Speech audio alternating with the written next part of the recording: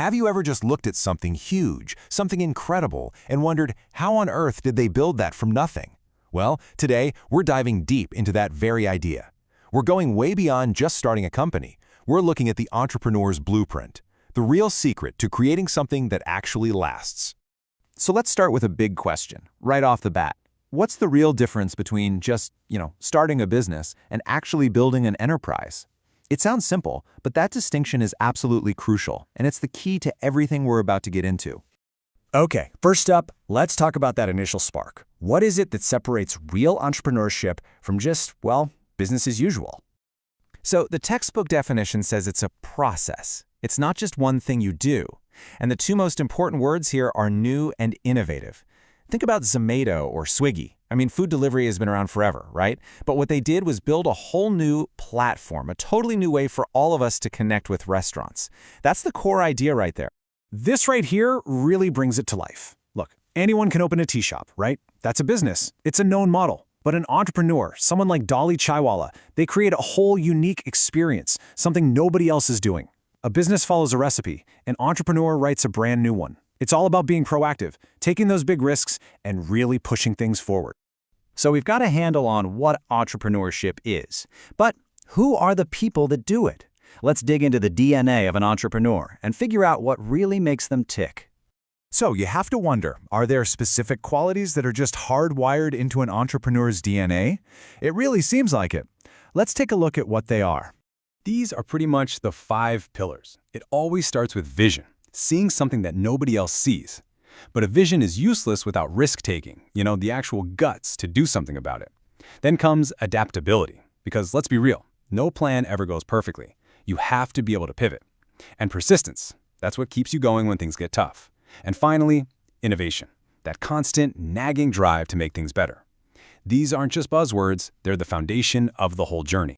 And this quote, wow, it just hits you right at the core of the risk, doesn't it? Really think about that. You choose a path where there is absolutely no guarantee that all your sacrifice, all your money, all your time will ever pay off. That's what we're talking about. Embracing that kind of deep uncertainty is what really sets entrepreneurs apart from everyone else. But here's the thing. Entrepreneurship is not a one-size-fits-all deal. Nope, there are a ton of different paths to innovation, even if they're all powered by that same kind of spirit. Let's explore some of the different types. So you've got your pure innovators, right? People like Steve Jobs creating something the world has never seen. Then you have imitative entrepreneurs. They see a great idea that's working, and they cleverly adapt it for a new market. Think about how many ride-sharing apps popped up after the first one took off.